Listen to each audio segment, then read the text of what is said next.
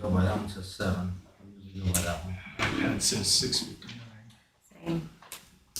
The phone's gonna be accurate. Check NORAD. Know where the atomic clock is? It is. Yeah. I got 6:59. Oh, yeah, no, it's still Julie's here, 6:59. so. Really, bang it right now. Trust. What's Thomas. going It's kind on? of far, kind of hard to find a parking spot. I think we should like have reserved spots. That's a great idea. Yeah, that is a good one.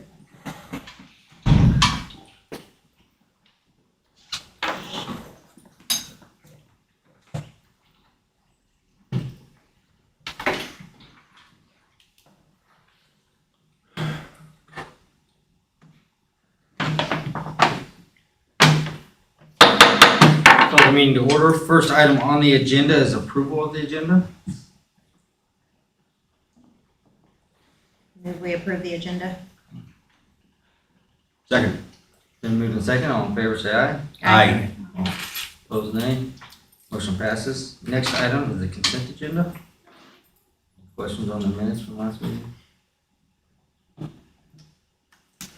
No? I'll entertain a motion. Move we approve the consent agenda. Moved, is there a second? I'll second it. Moved and second. All in favor, say aye. Aye. All opposed, nay. Motion passes. Next, public comment. Is there anybody that'd like to speak to something that's not on the agenda? All right. Special reports and presentations. Matt. Good evening, everybody. How we doing? Good. Good. Hey, every year we like to come in and do a kind of an overview of how the pool season has gone. So that's what we'll do this evening.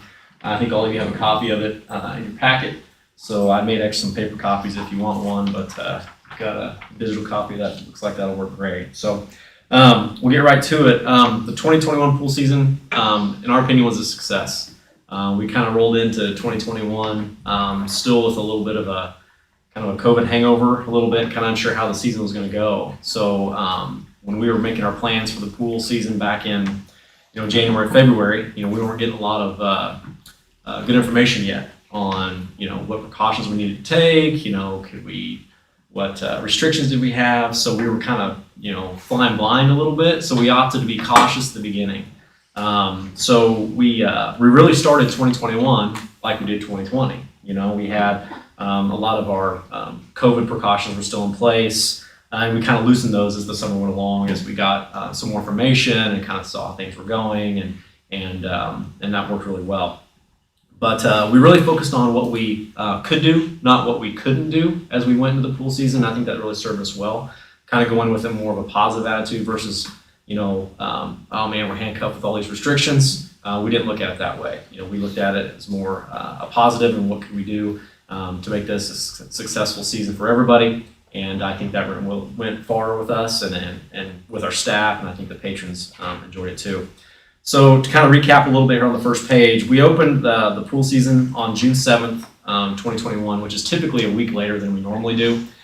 With school, the end of school being pushed back a week, we also pushed back the start of the pool season just because we couldn't get kids into to train and things like that. So we started open June 7th. We kept the same online scheduling system as we did in 2020, at least at the beginning, until July 5th. And after July 5th, we opened everything up where you could come in and walk up. Registration opened at that time. So it looked like a normal pool season at that point. We still kept the swimmer limit at 125 early on, just because, like I said, the 21 season really looked like 20 as we kind of focused towards the beginning of the season. Like I said, walk-up swimmers were not allowed until July 5th. After this date, swimmers could arrive, scan their passes, and walk right in. We could even take walk-up. If they wanted to pay cash, they didn't have a pass, they could walk up and pay cash at the gate. That was the first time we've done that since 2019. So that was kind of nice to kind of get back to some normalcy there. We continued to allow the patrons to bring in their own chairs. We also had the normal chairs there that the city's always provided, but just to make people feel more at ease, we allowed them to bring their chairs in, so there wasn't any sharing of any seating in that regard. Concessions did operate in 2021 after being shut down in 2020. which was nice to see. It wasn't as busy as it normally was, and I think that we'll see an increase in 2022 as we get as we move towards the pool season. But we're anticipating 2022 to kind of be your normal, quote unquote, whatever that means anymore, type of pool season versus what we looked like the last couple of years. Page 2 there kind of shows some average attendances for the year. So as you can see, our average weekly attendance in 2021 was 856, more than double what it was in 2020. Highest weekly average attendance, and it varies year to year, but I like to show that stat in there just because, was it a hot week? Were the low weeks were people on vacation? So you can see the highest weekly attendance was 1,100, a little over 1,100, versus the highest weekly attendance in 2020 was 574. So I think people felt more at ease, more relaxed coming to the pool. They felt safe, because I really did think we provided a safe atmosphere for people to come and enjoy themselves.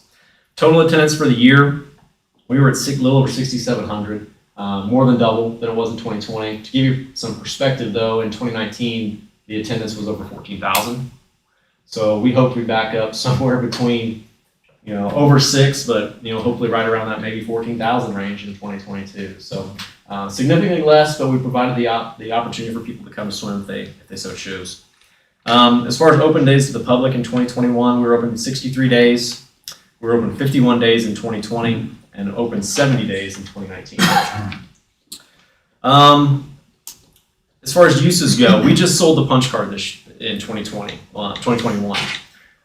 We'll go back to selling family passes, individual passes in 2022, but for the last 2 years, we've just done the punch card. And you'll see the difference between those two columns there. And in 2020, if you wanted to come to the pool and swim, you had to register. So if it was Matt McClure, I had to register all my kids and my wife, and you could just bring your family members. In 2021, we relaxed that a little bit. You still had to sign up, but say for instance, Susan Pitts came to the pool, she could bring 4 friends or 4 neighbors if she wanted to.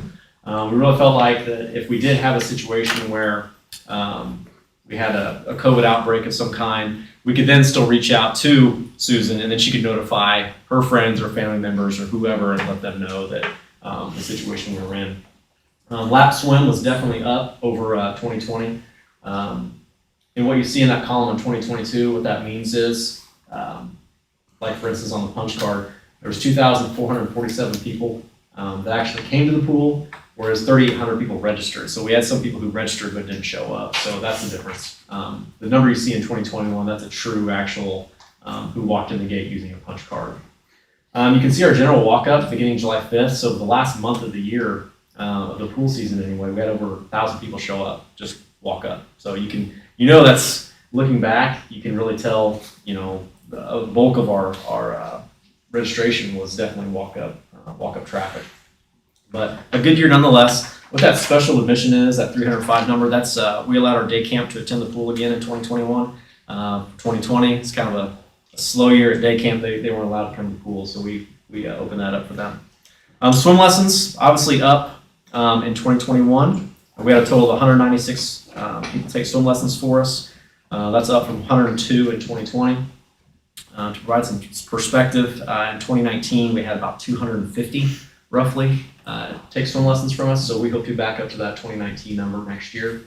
A lot of that is contingent on staffing, because we did struggle to fill a lot of positions at the pool, mainly lifeguard. We definitely struggled with water safety instructors. So we hope to, we're going to kind of boost our recruiting efforts a little bit, and hopefully we can get those numbers back up to where we can take a few more kids to do swim lessons for. But for the most part, everyone who wanted to take swim lessons were able to take swim lessons in 2021. Pool parties, we did not offer pool parties in 2020. In 2021, they were back and with a vengeance. We had 37 of them scheduled. And if you look at it, in 2021 versus 2019, we had actually more people attend those pool parties in 21, because people, obviously, this, people were ready to get back out, they're ready to do things, and so that's why you saw those numbers increase. The average pool party number was 34 versus 30 in 2019. So that was good to see, and obviously those will be back in 2022 as well. The swim team, as you know, the local swim team is called the Baldwin City Barracudas, and they were back in 2020 as well after taking a hiatus in 2020. We have 39 swimmers that participated on the swim team.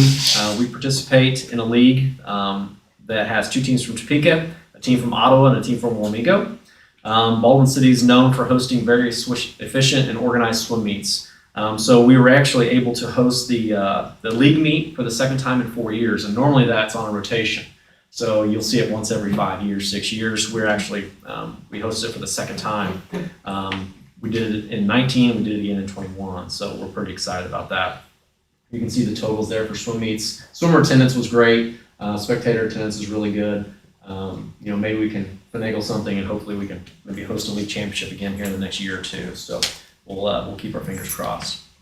As far as special events go at the pool, we offer some special nights out at the pool for some of your junior high school age kids. Entering high school anyway. Your 3rd through 5th graders and your 6th through 8th graders. We've really found that those 2 groups really enjoy getting down to the pool with their friends. And so we open up a couple nights out of the summer for each group. Surprisingly, that 6th through 8th grade group brought more kids in than the 3rd through 5th grade. Typically, my experience in doing these, it's usually that 3rd through 5th grade group that feels like, okay, we're free from mom and dad. We can hang out at the pool with our friends. So typically, you see a higher number in that age group. But strangely enough, we saw a really big group of 6th through 8th graders come through the gate, which is good to see. But we'll continue to offer those special events in 2022 as well. As far as community impact goes, this next slide will show you how many staff members, how many positions we have at the pool, how many staff members total we had.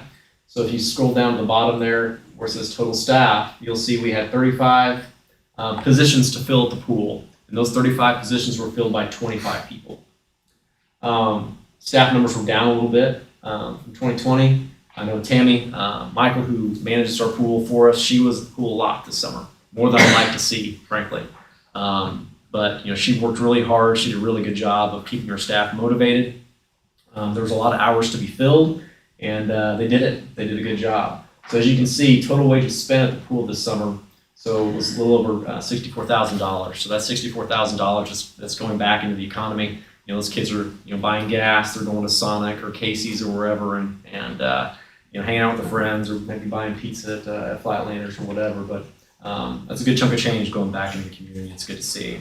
Man, it looks like your hourly wage went up quite a bit. I mean, is that part of just the lack of qualified people? Yeah, we had to actually increase our minimum wage for lifeguards a little bit just to get people. Right. And I don't think that's going to go away anytime soon in any line of work, quite frankly. When we're competing against, like a Sonic or a Chick-fil-A or Walmart paying $15 an hour, and we're not even there yet. I think the highest pay our lifeguards got, the top range is probably about $13.50 to $14 an hour. And if you put it in perspective, they're pulling people out of the pool, saving lives, and nothing against Sonic or any of those other places, but the math doesn't add up if you ask me. But yeah, so we'll have to keep that, keep an eye on that. And frankly, we pay, pretty well in the area compared to Eudora, compared to Lawrence even. But we're in a situation where we need to, just because we need those people. And so we hope to kind of keep it in that $9 to $13.50 range, depending on experience, if they're a returning lifeguard. But we'll probably live there for a while. Thanks. You bet. If you scroll to the next slide, you'll show this is 2022 projected pricing. We'll bring the family pass back, individual pass, lap swim. We'll still keep. We'll have the punch cards, and then your daily admittance. We'll start that from the get-go in 2022. And then the next slide just shows our 2022 hours and important dates. We'll look to open on Monday, May 30th, which is actually Memorial Day in 2022. Closing day will be Sunday, August 7th.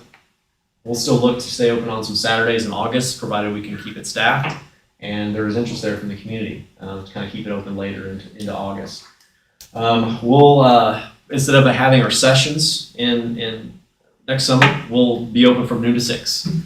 Beginning at noon or beginning at 6 p.m. Then we'll bring in the swim teams and swim lessons at that point in the evening.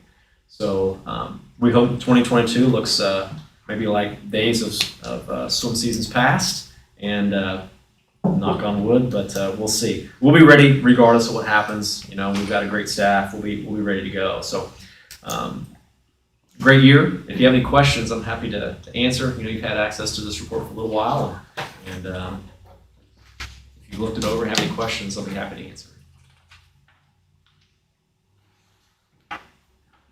Thank you, Matt. No, great report. All right. Thanks, guys. Great job.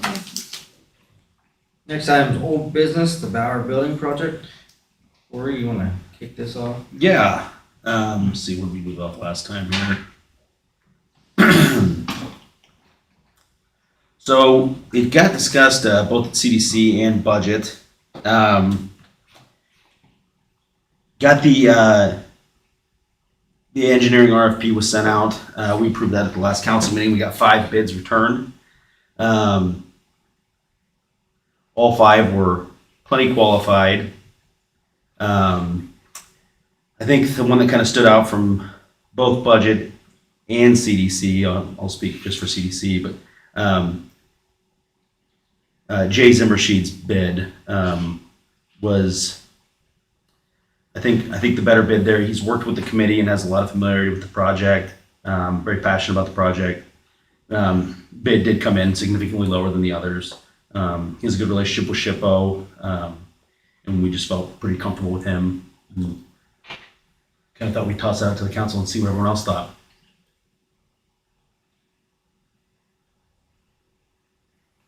This was just for the administrative or the engineering part, right? It's not for the total project. Engineering and management of the project. Right. But not for the construction. Yeah. Right. Okay, Yeah. I just wanted to clarify. Yeah.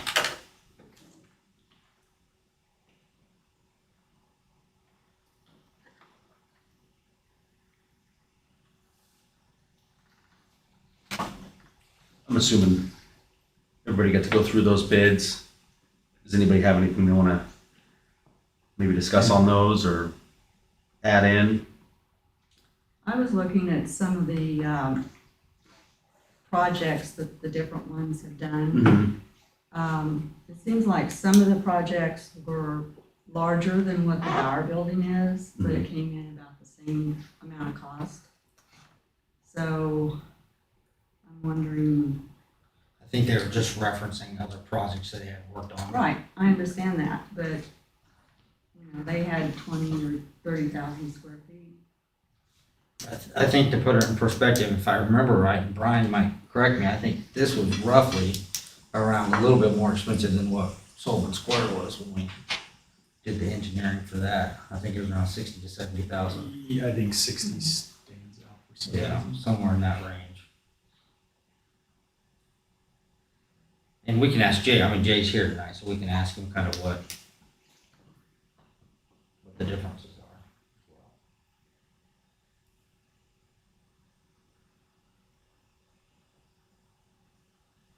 I mean, the schoolhouse lofts is kind of a, I mean, I'm sure that one was. Yeah, Quite that high. was in the city. Right. I'm just, it's right next door and I'm just kind of saying square footage size, you can kind of literally stand right there and look at both of them. I can only imagine what that one was. Maybe square footage isn't maybe necessarily the best thing to go off of there. I mean, It was in there, the schoolhouse loft. right, that was one of the companies that I can't remember, I think it was Hernley that did that one. Or, Yeah. Yeah. Henley. yeah.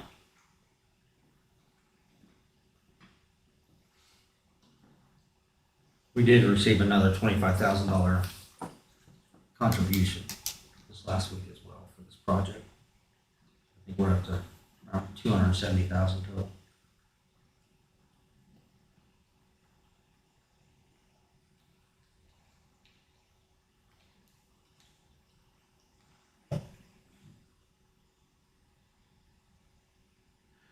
I'll also add in that some of those buildings that you're saying that they did was probably over 2 years ago when things have changed quite dramatically in construction and cost of materials.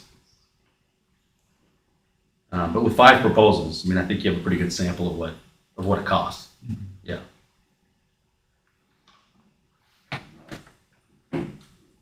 Out of the 5, I think 2 of them, and Corey and Scott can correct me if I'm wrong, 2 of them came in, they gave us, so 2 of them, I think, just gave us an hourly rate. Right, just saying, hey, this is what my hourly rate is. The other two outside Jay's was about $120,000 to $130,000. And then Jay's was around 80,000. Yeah. 79,975 So, or 70. 78.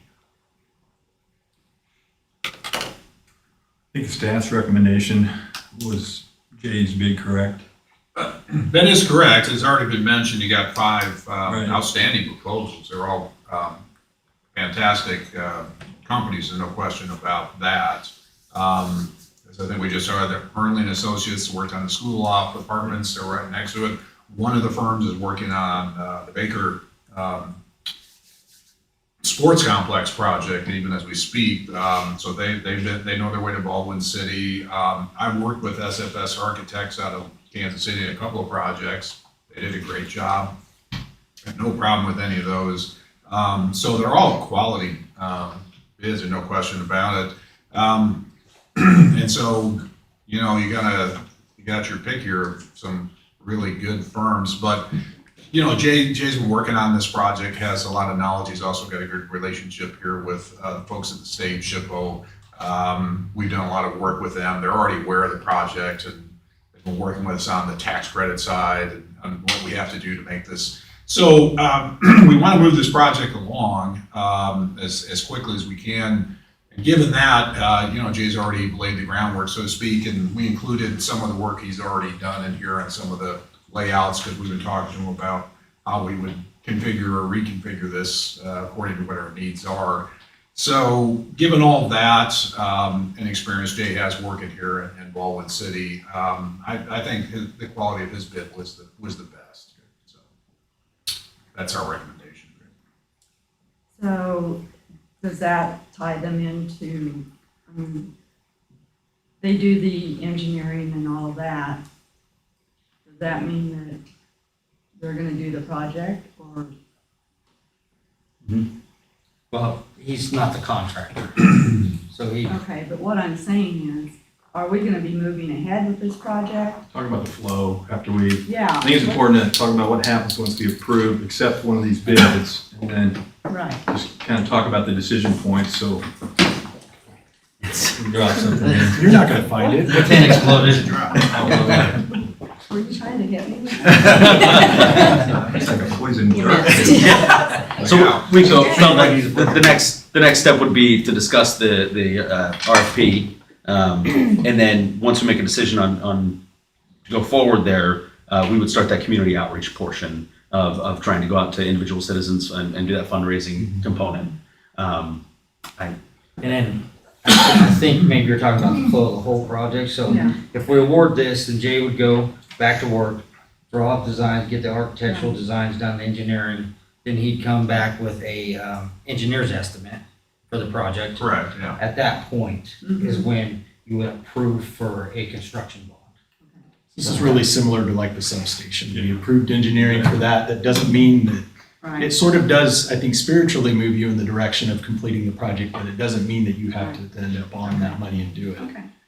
Those gut checks that we had on Sullivan Square, and then we had, what was it, 7 bids, and they were all over $1 million that first round, and then it went back and got some value engineering done Right. and reduced the cost of the overall project to what we could live with. So I think it's a lot like the substation there, but it's Well, I understand one of that. those checkpoints Okay, to move forward. thank you. And until you vote to, you know, let a bond, it's not moving forward. I mean, that pays for the construction, that's defining really the decision point. And to Brian's point, if it comes back and we get shocked by the price tag, then it's like, oh, okay, why? Are there things we can change? We kind of had this in mind. What does that do to the budget, you know, with what comes back as the estimate? So then it's really that gut check, as Brian said, like, we move. So it is a commitment, financial commitment, but it doesn't lock you into anything further. Thank you for explaining that. It's confusing. It is. Hey, I'm new here, you know.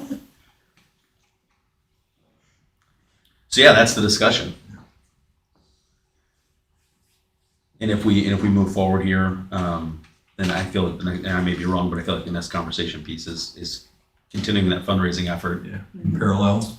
Yes, as quickly as possible. We're at the end of the year here. That's when you kind of want to do that. Right. It's time. And I'll entertain any volunteers. Email me by Friday, let me know if anybody wants to volunteer to help fundraise on the community side. Some things have been discussed on the CDC level, just on how we'd structure it, but we kind of wanted to get to this meeting and get a couple volunteers and then probably set up a subcommittee for that to fundraise through this month, because this is kind of the big fundraising month for the year. And there's really no time limit on that. No, it can continue. That can continue on, Right. right up until opening and beyond, if you're, depending No, on absolutely. how you want to structure it. So. I support staff's recommendation on the RFP. Is that a motion? No. You don't have to read it. I know.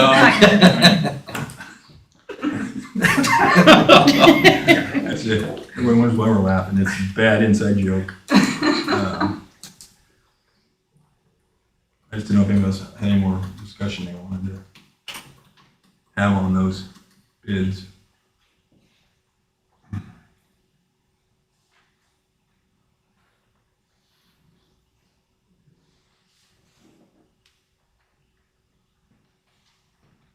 If not, I'll entertain a motion.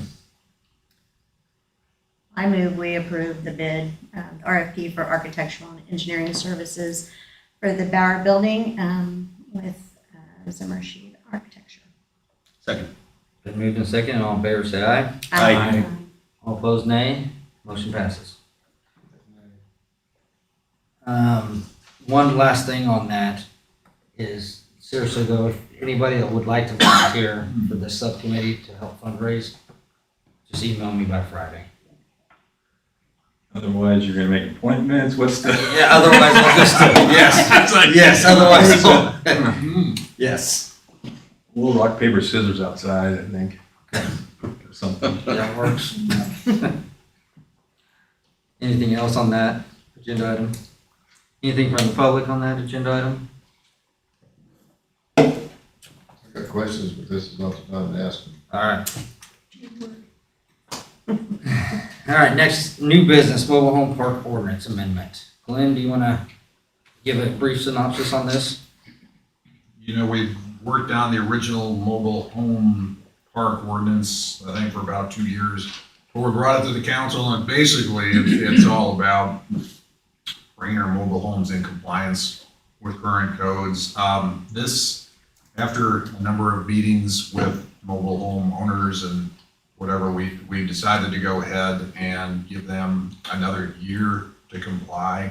Just remember, we were going to come up and it seemed like it was light years away, but this March was the deadline for everybody coming in compliance. Some are claiming they cannot do that, and they cannot make the deadline. So basically, this extends it another year is what it's doing. So we kind of bargained with them on this, and I guess I'd recommend that if we're going to go ahead and do this, that the next March after that be the deadline, and we don't extend it anymore, because we've been at this for I don't know how many years it's taken to go through this. We've had numerous meetings with the mobile home folks and whatever, and I think it's time we get it. But we understood their concerns, so another year of this I don't think is going to be a problem. So we're recommending this amendment to the existing mobile home ordinance. So has the fire department had any input on this, extending it? Yeah, but then this is Chief went out on the call. oh, well, on a call, yeah. I hope it's not at the mobile home park. Probably not, let's hope not, yeah. Yes, so that's always been the concern, is the safety on this. So again, we're not, I'd like to get this done, this year, but I understand the financial situations that people are in. We're still in the pandemic, don't know when that's all gonna end. There are lots of factors involved with this, so, but I wouldn't go on past this deadline that we're having here. Is there anybody from the public that'd like to speak to this agenda item? All right. So to add on to Glenn's, I know Blake, I haven't been involved in the meetings, but he gives me updates every once in a while. He's been probably working on this for about 6 months, just to get it to this point with the attorney that drew up the mobile home ordinance to try to come up with a plan that is, I guess, palatable for everybody, the owners, the city, the residents. There is a life safety issue there. So that's kind of where this came from my understanding. I mean, how many of the owners did you talk to? I mean, is there a group that hasn't spoken out yet, or? No, they've all been pretty. All of them are in. Most of them actually been pretty good to work In with. agreement that one more year they'll be passed. They are promising they'll comply by then. That'll give them the best chance. So. This is an ordinance, so this is just the first reading of it. Or an amendment to the ordinance. Is there any other questions that you'd like Blake to answer that I can let you know about this? Or This is not really a surprise from my recollection of the discussions that we had with the land use attorney and all of that this would come up. Yeah. So, Yeah, that I think the time frame I recall from those discussions was the time. I mean, that was the biggest kind of hurdle. I mean, yeah, they're going to have to, spread out the mobile homes a little bit to try to keep fires from jumping from one home to the next, but I think their biggest concern was the timing. And so this kind of addresses their main concern with still hopefully getting to our goal of 100% compliance.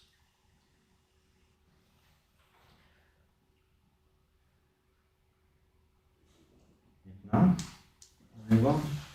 One thing I'd ask Blake, we probably talked about it originally. I mean, I don't know what the city liability is, even with the existing distances, and now delaying this ordinance a year. I mean, does that expose us to any additional liability as a city?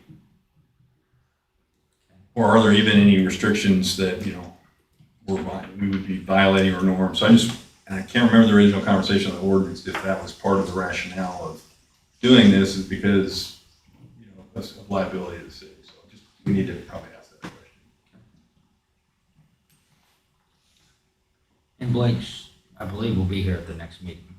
I believe so, and you're right, that was one of the drivers of the original ordinance, and I think what we did conclude after talking with our land use attorneys, really it wasn't a liability. It's a liability on the mobile home park and them, but it's a life safety issue first and foremost. We're doing the best we can here to push this forward, so I mean that's sort of our responsibility. Okay. And we'll get compliance here.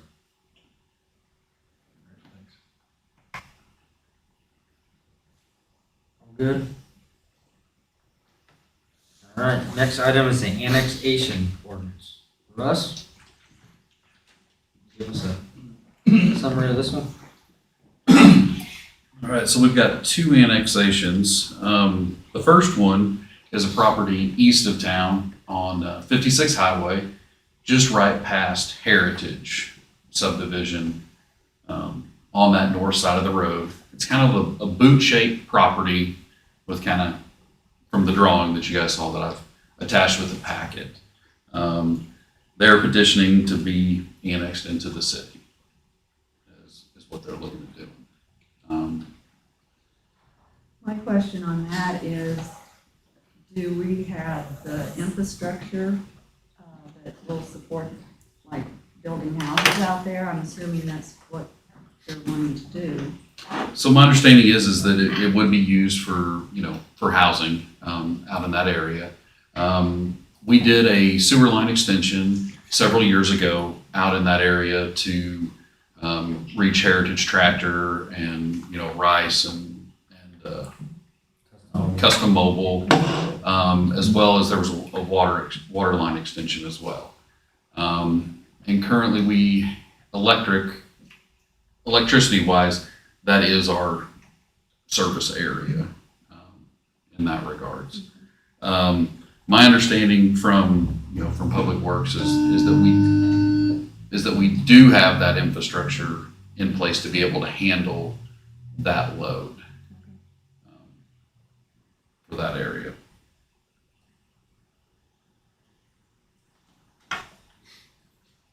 Any other questions for us on this one? When does this go to zoning?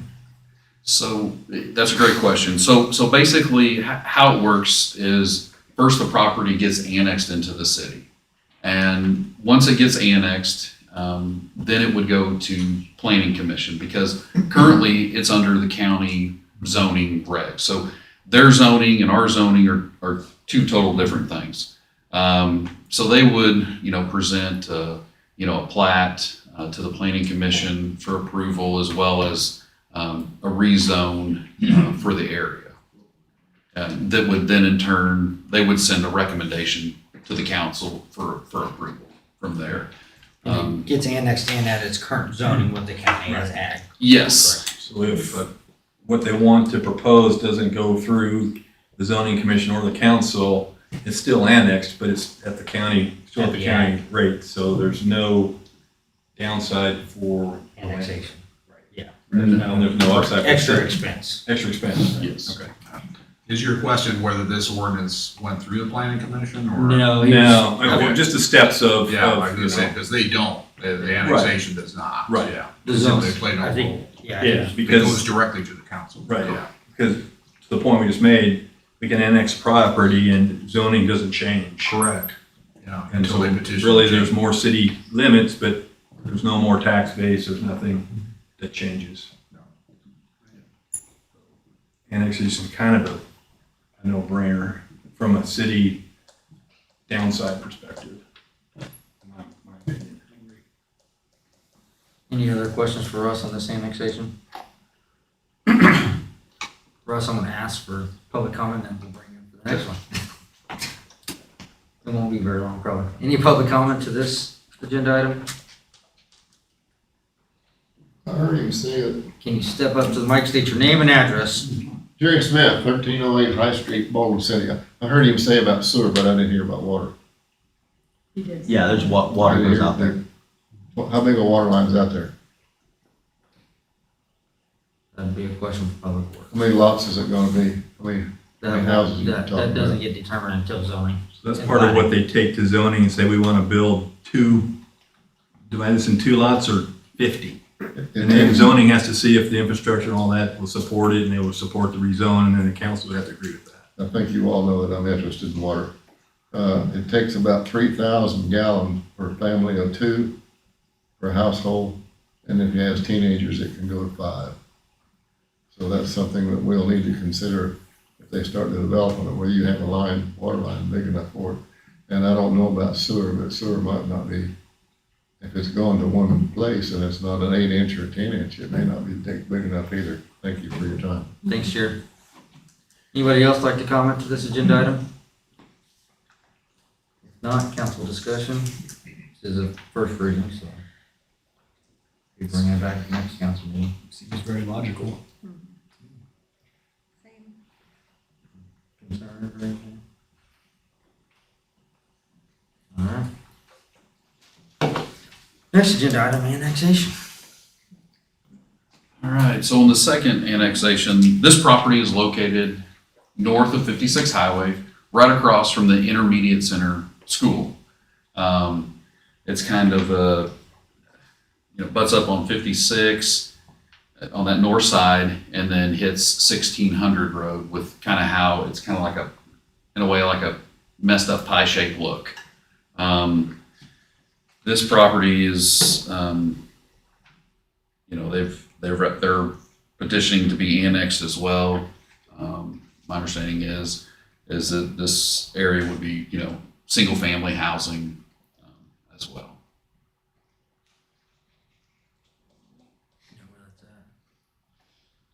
Where the tower is, isn't it? So Yeah, that's yes, where the The radio old tower microwave is. tower, yeah. yes. Across the highway. where the tower I is. finally figured it out. Yeah. I didn't know if you were blocking the light from your screen or. Yeah, that's what it's. Yeah, it'd be the northeast corner of 1656. You went with black outline on this one, it threw me. Yeah. I gotta keep you guessing, I right? found it and he shaded it in green, so it's good. Yeah. And again, I think the points Jerry brought up, is part of the zoning is gonna be infrastructure, will it support, et cetera. That's what they need to go look at. So are there lines there already too? So, with this piece of property, there are not lines. There's not a sewer line. That would have to be put in place to make this come together. As far as electricity, this would actually fall into Evergy's territory. So that would be a discussion on how that would work. As far as the electricity would go, rural water 4 is in that area per se. Those are all points that we would have to work out with each of those utilities separate as we move forward. Any other questions for us? Thanks, Russ. Any comments?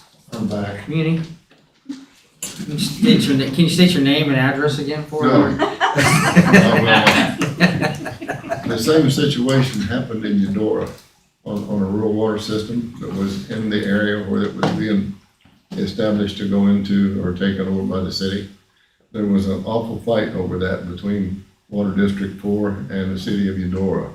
That's something that if we're gonna do this, we need to get worked out before it's done so that we do not run into those same problems and fight it. And I'm sure that Douglas 4 may not even be interested in this, and it may be easy. But up there, they were taking in quite a few places that would have made Douglas 4 more money or into their coffers. Whether this would do that or not, I don't know, but I just want to remind you that there is something there that probably before we go too far with that, we need to look at. Douglas 4 may say, hey, go ahead and get with it. And then again, they may say, wait a minute, that's my territory. Thank you again, Hey, thanks, Jerry. and I'm through. Don't say it too early. Yeah. Never say never, Still Jerry. have a lot of agenda left. I'm not planning on agendas out here. Is there an agenda sheet out here someplace?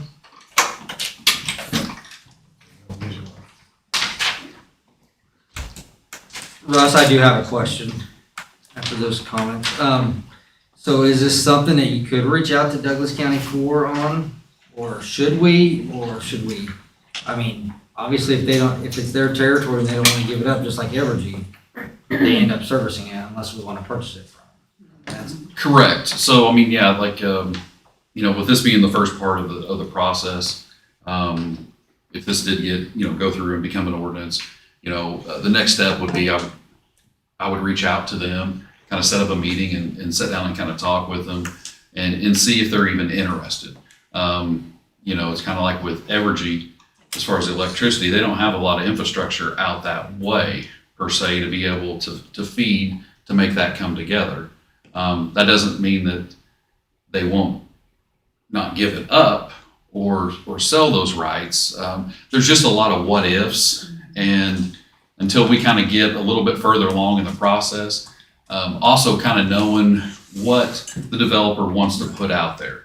Because if it's going to be, let's say, a couple acre lots, that changes the game as far as the overall demand on our system, as opposed to 4 houses per acre. There's so many what ifs. So, and as we move forward along in this process, we'll get a lot more clarification, and then we can, kind of be able to reach out to those folks and move forward. I think it makes sense, once the developer says this is what we would like to do, then you go to the utilities and say, what are our options here? You support it, we support it, and then they can see what the level of effort would be for them to do it. Yeah, I agree. Because right now, there's nothing out I there. mean, until we annex, you Right. can't really have those discussions. Right. So, But I don't know, we go approach them now without even any idea what I agree. potentially lands on there. I agree. All right. Any further council discussion? Yeah, who owns the missing square where the microwave tower is? So that piece is owned by, from my recollection, is from a tower company itself. And that's, that's not part of this annexation.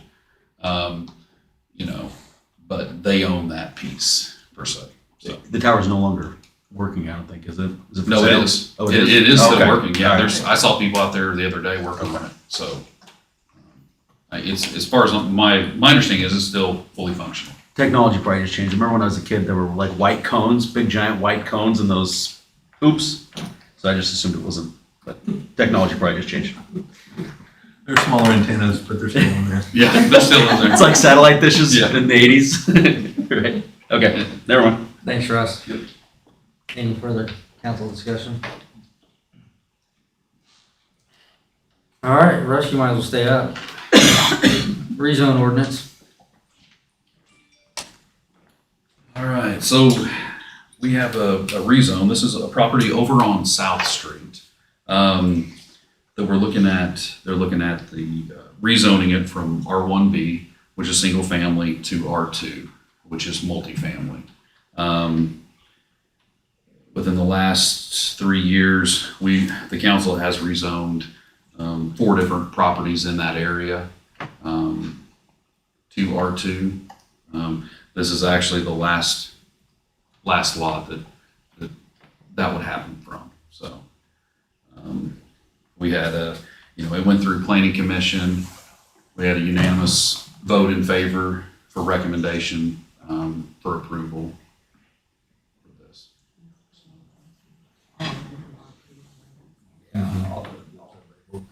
All three of those corners are R2. And I can give you, maybe this will be a little bit clearer. So this is the lot. These two are already rezoned, and all these right in here. So.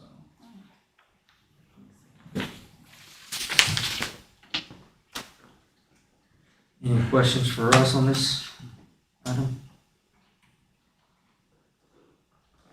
Thanks, Russ. Are you done, Russ? Can you sit down? I'm gonna sit down.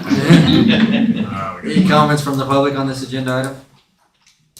Don't look at me, I ain't getting that. All right, council comments, discussion? Nothing further from me? All right. Next agenda item, fire chief appointment ordinance. Susan, Julie, you guys wanna take this one? Yeah, Since it we- came through your committee? We discussed this in Public Safety Committee. Police chief and, several other appointments are made by the mayor. One that is not is the fire chief. He's currently voted in, so it just made sense to us to move this to a mayoral appointment. Correct. Add anything? Six. Terry, you wanna comment to this at all before we open up the public comment?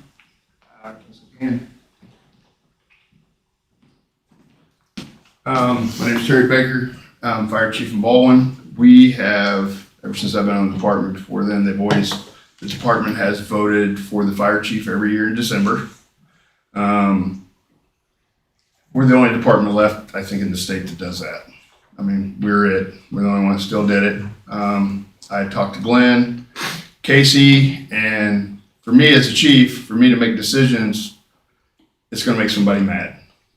I'm not gonna buy something they want or something like that, and it becomes a game of, oh, now these people don't like you right now, so come December, we'll boot you out. So I went to Casey and Glenn and talked to them about making this an appointed position, so when I make decisions, I don't have to worry about stuff like that and make my job a little easier. So that's about all I got to say. Anybody got any questions about that? Thank you. All right, Thanks, Terry. any comments from the public on this agenda item? Any further council discussion? on this agenda item? Makes sense. No, we'll move on. Seems archaic. It does. Move Funeral on. or something. Do this at a Christmas party? Yeah, what happens at the Christmas party, man? Next pay scale resolution, Glenn. Yeah, it seems like it's been forever. We commissioned another study to be done on our wages and salaries. It was the same firm that was Austin Peters that we used back in 2015 and 16.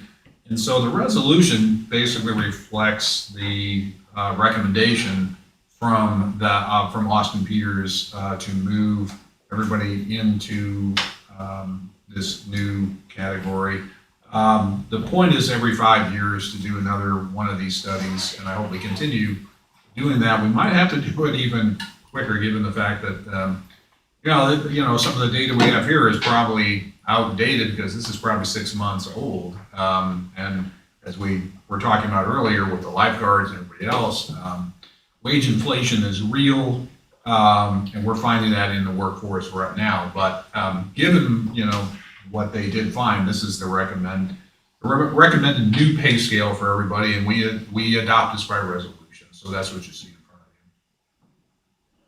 you. Any comments from the public on this agenda item? Council discussion? So refresh my memory, I think, so what is the net impact that we calculated based on this new schedule and our current positions? Right, if we adopt this pay scale, our impact, which we did account for in the budget, was about $30,000, which was less than we anticipated. We I thought it were was thinking, closer to 60, but well, that would be, I thought we went to 60. I'm sorry, yeah, I was thinking the low end. I think it's The higher end is it's closer to double that. Part of the rationale to stay mill levy neutral was to support this. Okay, accept the assessed valuation. Right. The exception, correct. I wasn't at the name, I think that was part of the discussion here.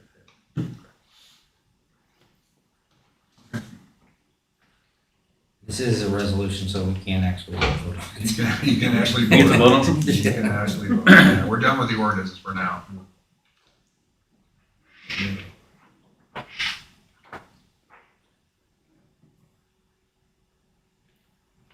No further discussion, I'll entertain a motion.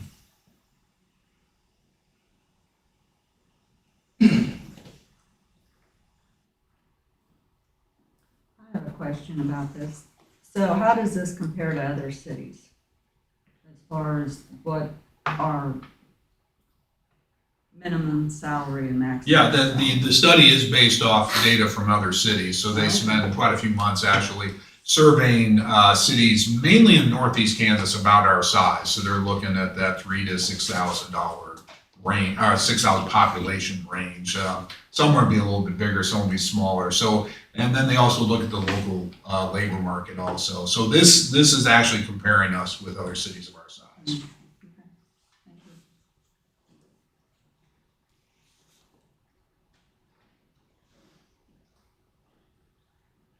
I'll move we pass this resolution establishing the minimum and maximum annual salary grade schedule for each class of positions in the city of Baldwin City as presented. Second. It's been moved in second, all in favor say aye. Aye. All opposed nay. Motion passes. Need a drink of water after that, Scott? Thank you. Next item, Douglas County Emergency Operation Plan Resolution. Glenn, this one's for you. Hello, I'm Joshua Taylor. Yeah. Good evening. I'm the Douglas County Emergency Management Specialist. I'm here with Ms. Jillian, our Deputy Director. And the plan I presented to you is our base plan. And that has been created through federal and state guidance and criteria in order to set up the structure of how we will operate in the event of a disaster response.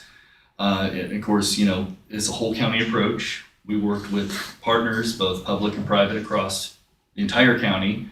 Here in Baldwin City, I've bothered the fire department, I've bothered PD, Public Works, since you guys still have an electric generation capacity.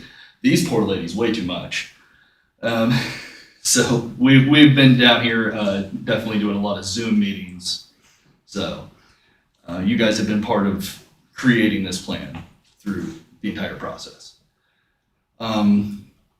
I imagine you probably are curious about any kind of changes. Yes, Exactly what I. there's been changes. Changes being the state was very specific. The criteria is very stringent. And so what you're looking at now is a really detailed in our GIS. So our mapping's gotten very detailed, as well as when we break into the annexes with the specific emergency support function, those get very specific. What is done is overall, we're all working together, but just as before, but probably more interconnected now. So you would be seeing someone like me a whole lot more. And then, of course, we would be seeing if you could help us somewhere else. So, in case we had like another May 28th.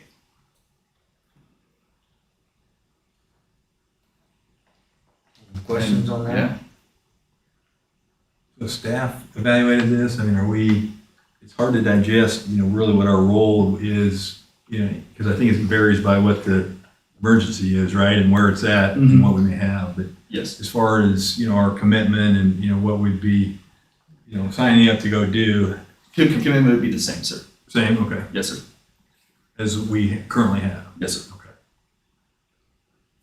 It just hammers it out a lot clearer, Okay. especially in the ESFs. Perfect. Thanks. But again, this is the base plan and the public facing one.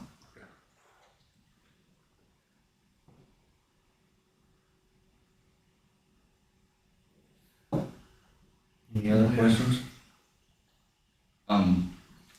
Your guys' approval is acknowledging that the county has approved it as well and signing into it, of course, just as before. So that process is still the same. Okay. Thanks. Thank you. Thank you. Any comments from the public on this agenda item? Council discussion? Further council discussion?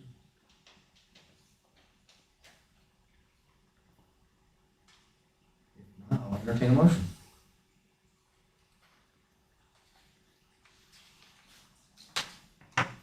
I move we adopt the Douglas County Emergency Operations Plan. Second. Been moved and seconded, all in favor say aye. Aye. Opposed, nay. Motion passes. Next item, library funding request. Thank you, guys. Thank you. Thank you. Wendy, you wanna?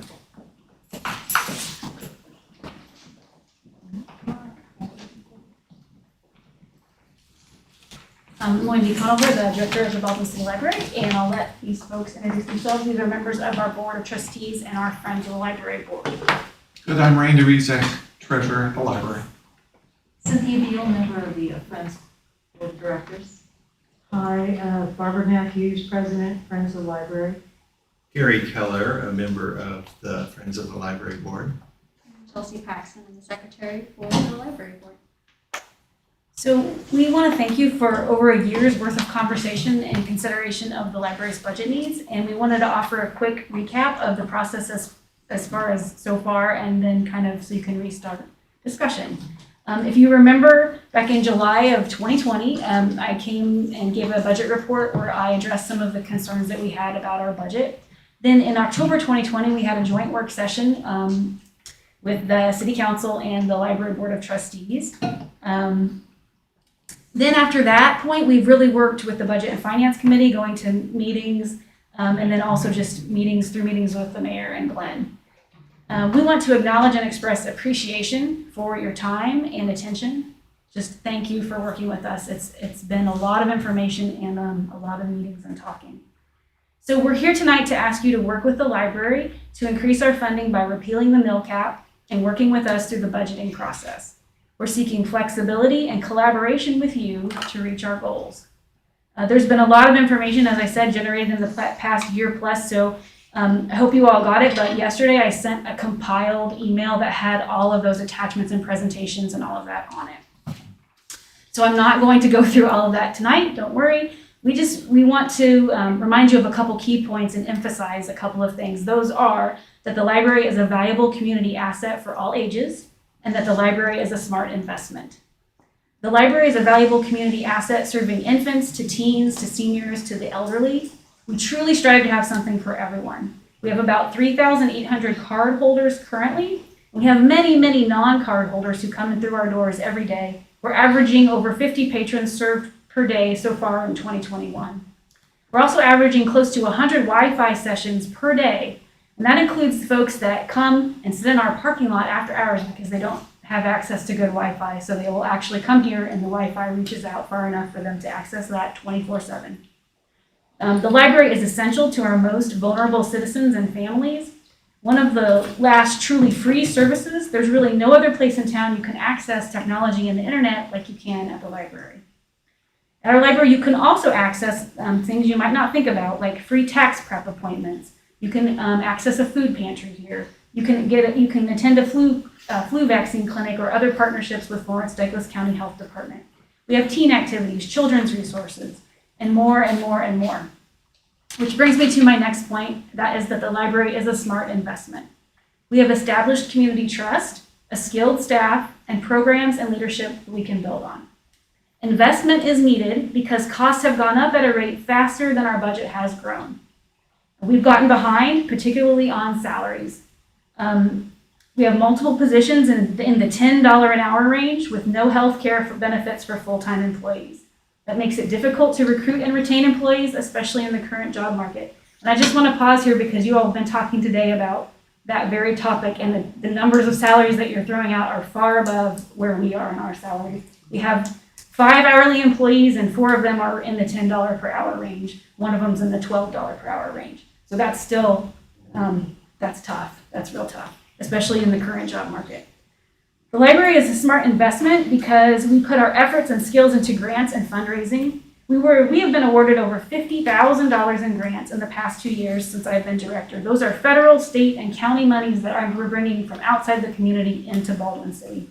Our Friends group is exceptionally amazing, and I'm not just saying that because they're standing behind me, but they routinely contribute $5,000 a year to our budget, and in times when we've really needed it, crunch times, they've come through with twice that. That is absolutely phenomenal.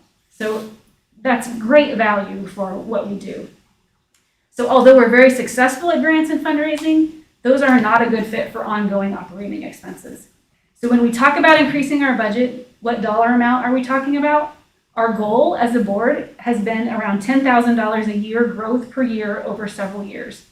In 2022, so we just went through this budget process together, we got $6,500 of that growth just through the bump in valuation. That's great. But it left us $3,500 short of our target of where we wanted to be. So the reason why it left us short is because the mill cap is there. The mill cap prevented us from really having a conversation about going higher and reaching our 10K goal. If you go back and look, I think we could have gotten there for something like a 0.1 mill increase. But we couldn't do that. So really what we're seeking is flexibility to have that conversation, to look at the needs each year and collaborate on how to get them met. Flexibility can be created by repealing that 4.0 mill cap and then working through the budget process together. So last but certainly not least, we just want to say thank you for your time and attention to our library as we work to continue to fulfill our mission and goals, serving the entire community. We look forward to working with you and doing great things for Baldwin City. And we just say thank you. And then we're here to answer whatever questions you might have. And I don't know if anyone else wants to ask any of that. Questions for Wendy? You might talk about a little bit about what the library is responsible for as far as utilities and that kind of thing. Yeah, so we pay all of our own utilities. So I went and looked because I was curious because I was wondering how much we were spending. And I know in 2021, so far, we've spent over $4,000 just on electricity. So I could go and they pulled the numbers for me so I could go in and look at what water and what the other utilities are. I think our utility line is about $12,000 a year. Is that right? You have it right there. But I don't know that we have it broken down on what city versus what is, because we pay internet, we pay telephone, we pay all kinds of things that are utilities. Yep, and trash and And trash, recycling. yeah. So all the normal things, and you're gonna put me on the spot. There it is. Where's that calculated? There it is, 14,600. $14,600. Almost $15,000. Just for utilities for a year. Right. Right. And then our budget, and again, we can talk through all of this, but our budget does we're accredited by our regional library system, so our budget has some percentages that we have to hit. So we have to have 12% of our budget has to go towards collection, for example. So not all of it is, things we can toss around and switch out. We have some things that are kind of set. So our total budget's about $200,000. So we think 15,000 for utilities, about 120 for salaries, about 25 to 30 for programming and media, both electronic and hard media. Yeah, the materials budget is a big, huge part of our budget. And part of when I said our costs have gone up, it's in one of your, the email that I sent, one of the packets, you can see, we didn't have any digital materials at all in 1997 when this mill cap came in. We had zero. We spent $0 on that. It's gone clear up. We're spending, $6,000, $7,000 a year on that now. And it's increasingly the kinds of materials that people want. And once they learn about it and get used to using that, they love those digital materials. So we definitely want to provide those to them. So on your request, was your intent then to, just so there's clarity, to repeal the whole ordinance or to repeal and replace with a 5 mil cap? I think we welcome conversation about that.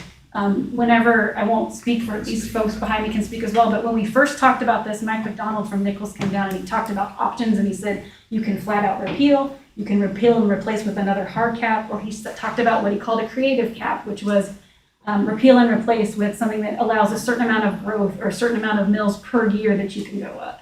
And those are all things that he had seen done in different places that had repealed, if that makes sense. And the other thing is, you just with a repeal and not including the 5 mil cap, there's still checks and balances of SB 13 and the city budget cycle that you've invited us to get involved in earlier this next year. Just to be clear, the state statute's 5, right? I don't know, Glenn The has statute's talked about 5. that. That's correct. That's what we got. You can't go above 5. Yeah. So if we repeal, there's no use capping it at 5 because that's already capped by the state. Correct, I think we're just waiting on verification on how SB 13 affected that, and if. Right. We're waiting on Blake to verify with the League of Right. Municipalities on that, so we can have all that. Any other questions for Wendy or the board? I appreciate your presentation. It explains a lot of things to us. Thanks for the opportunity. Very well thought out. Thank you, guys. Thanks, guys. Thank you. Anybody else from the public like to comment to this agenda item? Never say never, Jerry. Knew it. Jerry Smith, previous address is stated. I think I've got it memorized now. I think it's time to acknowledge the fact that we have a college in this community that is pretty highly rated for educational purposes, and not to follow through and help the library out in our own community would not be a thing that I think we should pass on.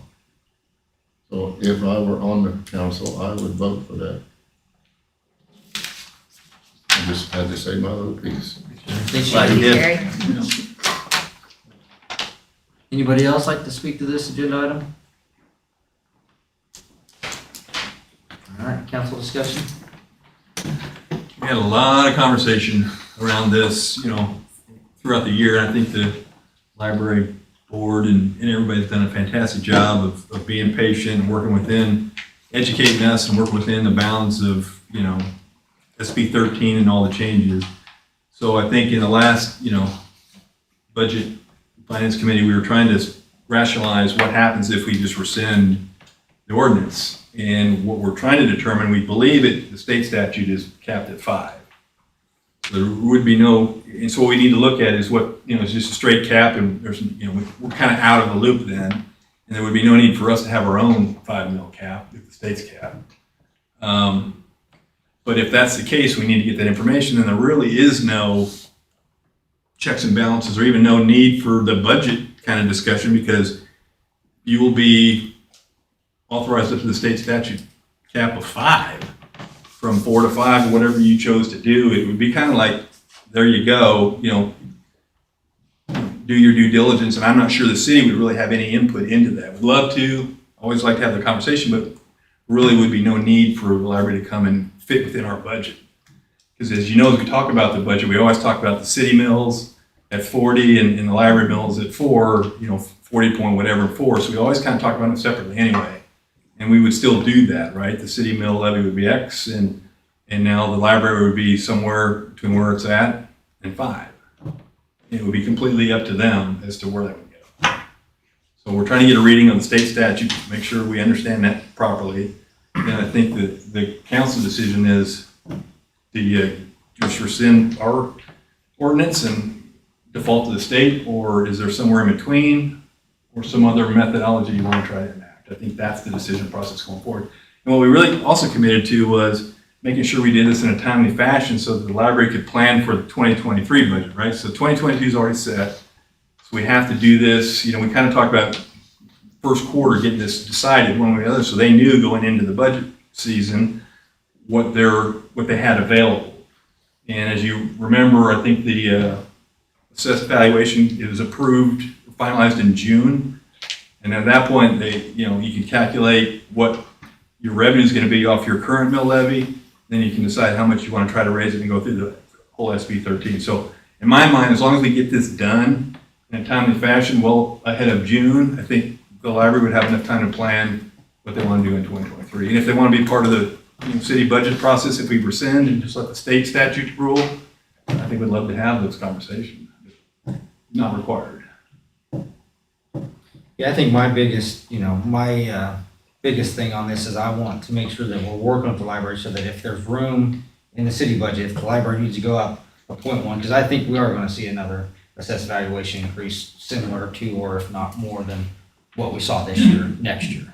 That then we can have the flexibility, or we have that line of communication to where the city can hopefully drop their mill down to compensate so it doesn't increase the taxes for the citizens overall. It's kind of what increase the mill levy, right? I mean, the assessed valuation automatically increases the taxes for a citizen, but the mill levy side. Not automatic anymore, but yeah. Well, Yeah. but I mean, part of the conversation is, Right. So that's the only part of it that and that's kind of what we're waiting on Blake, because there was some question on that to verify with the league. How does that actually work? Does it still, since it's a flow through, through the city, does that still become part of our budget conversation, or is it just like? I don't think it does. I think when we remove the controls, it's really their good grace if they want to come and be part of the budget conversation. And that, again, that's just the question that Yeah, and I think that's what we need to determine. I'm not sure it would change how I feel about it, but I think we just kind of need to know and share with the library that these are the rules. If we rescind going forward, and maybe set some expectations between the bodies of how we want to try to go through the budget process. To your point, if they decide we're going to take all five mills and increase it a mill next year, then we would have the opportunity to say, was there somewhere we can reduce the city mills and try to offset the impact overall of the city? So it's a cost of living. We're all in the same spot. We all kind of talk together, and it's one pocketbook we're reaching into. So I think the next step is that state statute understanding from Blake. Mm-hmm. And he's working on, I know he requested it on Friday. He had a hearing on our behalf on Friday, so he was a little tied up on that. And then he left town Saturday, so he did tell me he's going to get, as soon as he hears back from the league, he will get back with us. So. Right. Yeah, this is one I think we keep on the agenda as long as there's something new that if you don't have anything to report, but We'll make have sure something that new. I mean, we get to this decision point as quickly as possible. So the process for the council is, this is a charter ordinance, so once it goes through the 2 readings and it passes, then we have to have a 2-week time frame when it's published in the Lawrence Journal World, because that's our official publication. After that, there's a 60-day period of before it can actually be enacted to allow for, I believe, a petition, right, Glenn? Is that what it's Correct, for? yeah, Is that the always intent for that that 60-day? Right. And that's all governed by the state law. So I think as long as we get discussed. Yeah. We've got enough time to, we shouldn't delay any longer. So Council yeah, also needs a supermajority Yeah, good point. to repeal that. Right. Not that Yeah, changes commissioners That's true. vote, but Yeah, so it will be on the agenda next time, because I wholeheartedly believe that we will have that answer back from the league. At that point, we'll bring it back to the council. So I think the decision is, do you want to rescind, do you want to do something between where we're at and where we're at? You know, so that's really what this group needs to decide. I always try to zoom out and kind of look down on it. And for me, the struggle with the whole conversation has been, having that $4 million cap, it forces a level of awkwardness, the relationship between the city and the library. And so we have an autonomous organization over here that is at the mercy of our vote to cap them or not at 4. And it's like, so that's why, my ears perked when we talked about the districting or when we talked about bringing the library in as a department, because when you're capping them, that's a level of control that you're having over a department. And, we have city staff every year come in and tell each department comes in, they tell us how much more they need. And it's different with the library. And it's awkward. So I guess to that point, is this something that in the next 2 weeks, we could have Ben through the finance committee run projections on what it would cost to bring him in? Is that a better deal to leverage our size as a city, to have the library as a department, to get them benefits at a cheaper rate? It's been a while since we've talked about that. I don't even know if that's even palatable for you guys or. We actually had a Zoom meeting with Glenn and our treasurer and some folks from Lansing who are a department of their city, and we got some information we could share with you from them about how they do that. The point I'm trying to make is that for me, I feel uncomfortable in the middle of those two options. It's give the library full autonomy with the removal of the cap, or make them a city department is what functionally you're trying to do by, I feel, forcing control with that cap. And so it's anything in between that kind of makes me uncomfortable, whereas one or the other makes more sense. Pretending like they're a department, they make them a department. Maybe that's something we talk about too. I'm sure it wouldn't take Ben anything. to Yeah, add I on know we projections. briefly looked at it. Wasn't there Tonganoxie visit or Lansing or where? Lansing, okay. It was Lansing. I think what you get into is the pay equity issue, and you'd have to pay us on that same pay scale that you just brought up, and we don't make anywhere near that now. So it's a huge cost increase. Right. Because our salaries would have to be equitable to your city employees. Right. Which would be a Plus the good benefits. Plus We the don't have benefits. that. No, and I'm sure that's the most difficult answer, which is why I'm sitting here comfortable with removing the cap. I'm allowed to talk to the audience here. Quietly, if you could. No passing notes. Yeah, I think if we had that information, it'd just be another good data point to have. And, the question will be is, so 1 mil is gonna be about $40,000 if you think about where the assessed valuation is gonna be, right? So they're gonna get, if they go from 4 to 5, it's gonna be incremental $40,000 next year. Well, that's the max, right? And then they're gonna have to live on the assessed valuation increment every year, right? Because it's capped at 5 by the state. So I think the analysis is, if we brought them in now, where would it land? How many mills? Would it be 4, 4.5? Would it be 5? Would it be 6? Right, yeah. That to me would be the Is interesting. that extra cost? Yeah, what the Yeah. cost of taking their current employees and putting in this new salary structure Right. and saying, how many mills does it take to do that? We may find out that if they're operating under 5 mil, it's, and they can do that, that's gonna be a heck of a bargain. Right. Yeah. And I'm glad you mentioned Nice that, to see the value of the comparison. mill there, because it is a different conversation if the state was capped at 7. It is. And it's a completely different conversation, but if you're from 4 to 5, it just makes that less of a. Yeah. You know what the max is. Right. For And I- next year. And now I guess 23. a concern that you would have is that the state changes that. The state goes from 5 to 6, and then we're sitting here with no ordinance or anything like that. But that's why You can become the 1997 council and slap another one out there. but yeah, I guess that's the I awkwardness. don't think anyone knew why that was done, so. That's, yeah. I assumed that because they were between 3 and 4. They were at 2, and they were like, well, we can do 3 or 4, and the compromise with 4 was okay, but we're capping it. I'm sure that was how they got there. Yeah, let's have him look at that. Can we ask him to, so do we know what the positions are? We can run those positions.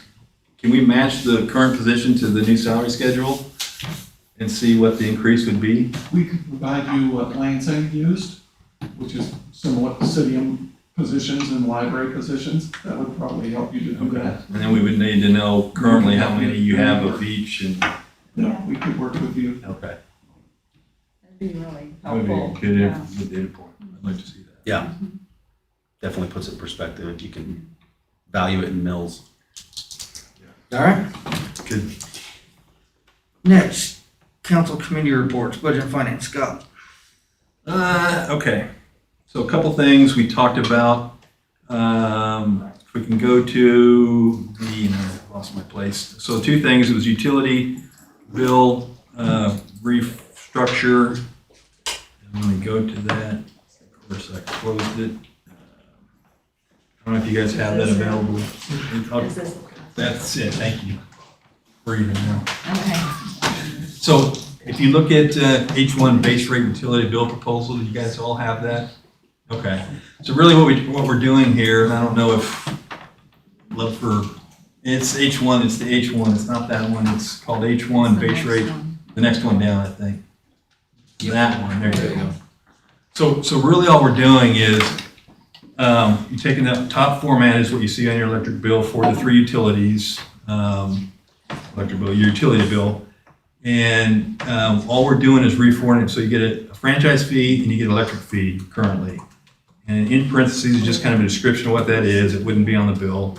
But you can see that the electric fee includes usage and the debt cost, the bond cost. What we're proposing is to keep the franchise fee. And if you remember, that's 5% of both the bond fee and the consumption fee, right? So that's going to change and be different for everybody. So it's going to be based on their consumption, and it's going to be based on the bond fee. So that number is going to be 5% of basically their bill added on. So it's an incremental 5%. Most cities do that have utilities that aren't owned by the city.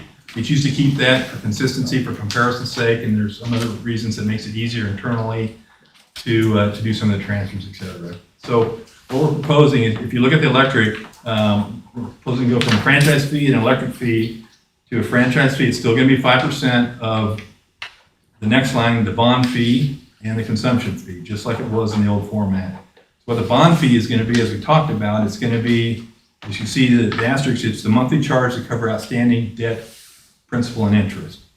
So as we let new bonds and we incur more debt, the monthly average is going to go up for that bond fee.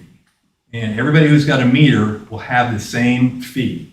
All right, so that's going to be fixed based on that amount that needs to be recouped to pay off the debt. So it'd be very clear whether, and as bonds fall off, that fee would go down. And as we incurred more debt, that fee would go up. So as we do this, you remember the ordinance we passed about making sure anytime we do a bond, I think it was an ordinance, a resolution, every time we do a bond that we have to identify where it's going, that would come out in this bond fee. That's basically say it would show up in bond fee for electric at this amount, because we can calculate what that monthly amount it's going to be. We had something to say. There's an ordinance. Ordinance, okay. And so bond fees basically broken out from the electric fee above. So bond fee and a consumption fee. So it's pretty straightforward what your variable is. You can manage your consumption fee. If you don't use any, you won't have anything there, but you still have the bond fee, right? Because if you have a meter, you're helping us to retire that debt. So it's really just a clarification of how the city's accounting for that bill. And if you look over to the right, I think the important thing is we're not changing anybody's bill. It's exactly the same. So all we're doing is splitting out the bond piece out of what was up above in just the electric and the sewer and the water. Okay, so that's really all we're doing here. Nothing earth-shattering, but I think it's certainly clearer to what's going on, and you can kind of manage your usage by knowing exactly what that is. And if it's zero, you won't see anything there, but you'll still have a bond fee. You'll still have 5% of that bond fee would be your franchise. So questions? I mean, it's very straightforward. We think it adds clarity. And I guess if there are no objections to this format, I think the staff was planning to move forward with it, trying to get that implemented for next year. And what we need to do is put this information on the website, make sure we very clearly articulate what this is, what's in each line, and try to do some kind of education, because it will confuse people. Right. The format, I do want to make a comment on it. I mean, it is longer. There's a little more in there now. We're limited based on the software that we have in the city, which is old software. And that's a whole separate conversation. I feel that you keep the line items per utility and then have it going horizontally across, and then being able to spread out and mark those out would make that a lot cleaner and nicer, but we have the capability of doing that now until we upgrade that system. So if you're wondering if it looks like a little wordy, that's why. Yeah, I think it looks wordy, but I think it's very. It's clear. Nothing, Yeah. yeah, But I see what Right. you're saying. parentheses aren't gonna be there. I mean, it's gonna be those 3 line items. Right. It's just gonna be a Right. dollar bill. And I kind of lost the debate on putting a franchise fee in the consumption fees. I wanted to keep 2, but there are good reasons to keep 3. So any comments or concerns, or Feedback. now's your chance?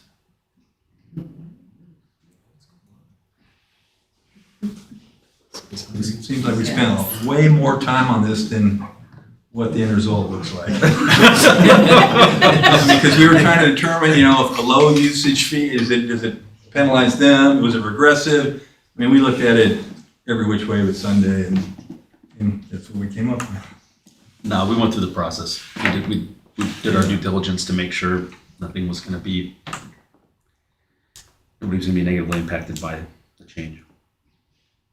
I think it would be useful if they got the old bill look along with the new one. At least for a couple months. Yeah. That's a good idea. It's a really good That idea. way they can see Amber, that is it's the that same even amount. feasible? Back to Corey's point. Okay. Well, never Yeah, because I mind. think they'd have to set the bill up in the software up to do that. I'm not sure you. They would have to add the 3rd line for each one. And if we can't take it out, then to process them again. Does that make sense?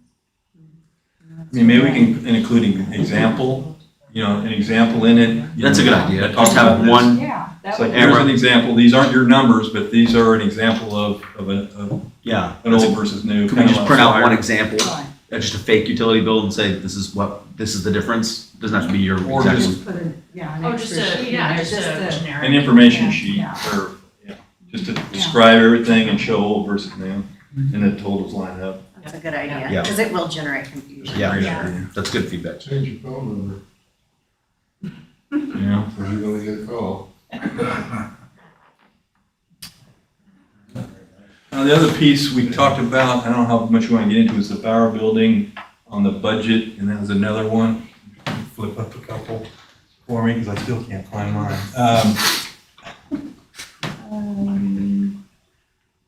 It's the base rate. Is that it? Nope, No, it's, it had a weird name.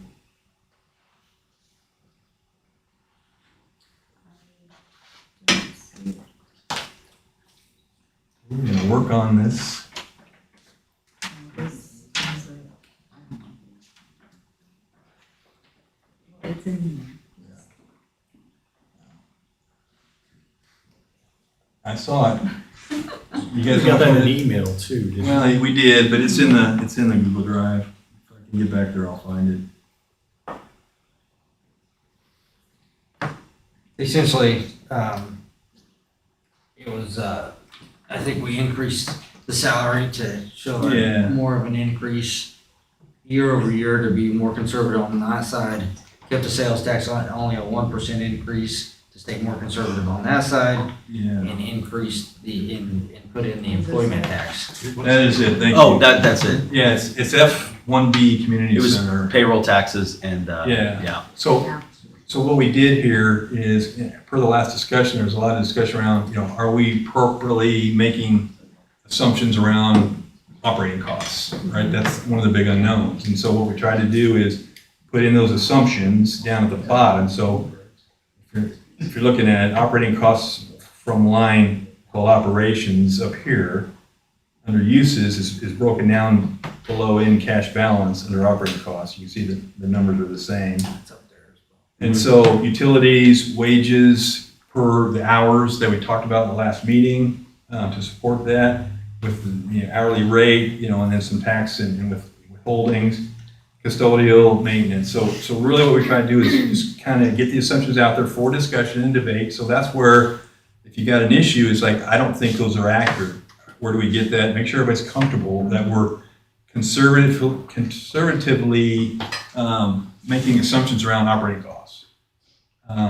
Worst case scenario, if you will. And so what we did is, if you look at what this is the quality of life fund that's generating the sales tax on the very top line. We kind of see, we took some assumptions on the rate. I think it was a 1% sales tax growth rate that we've been seeing.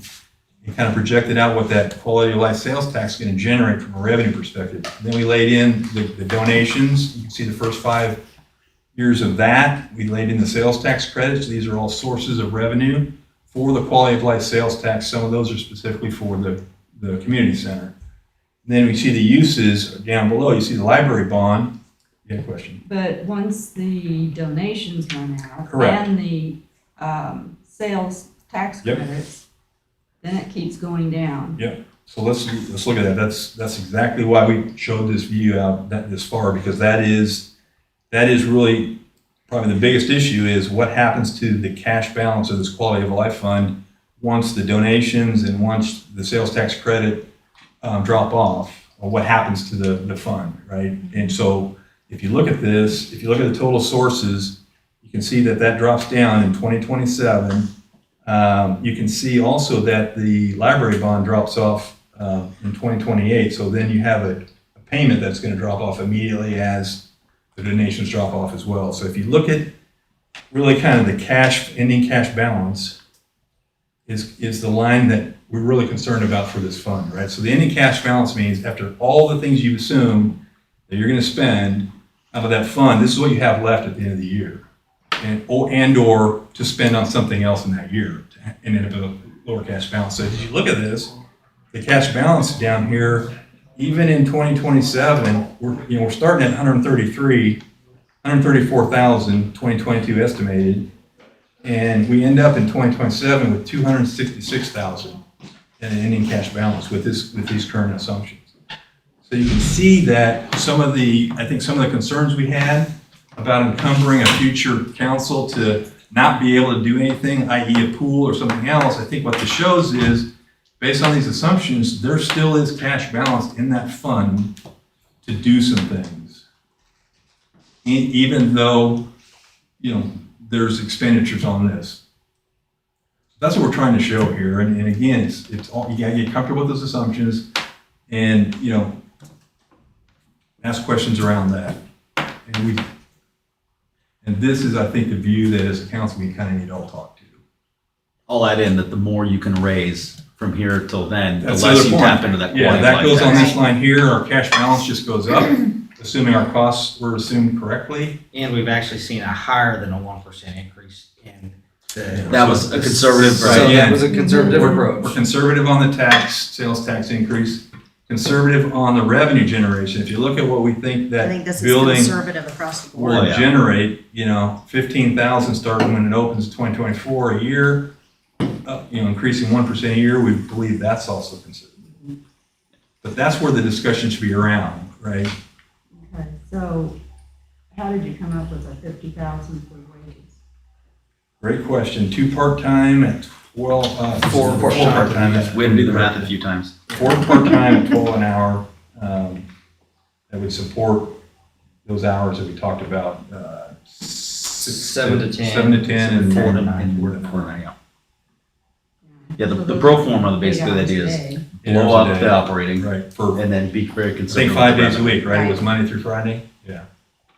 So if we want to talk about more hours, we can talk about that. We just change the cost there and see what that does. But what I think helped me was to look at the cash balance and go, we are not shaving this thing down to the bone based on this analysis. There's still things that can be done out of this quality of life fund in addition to this. Assuming, the things we made are even close to accurate.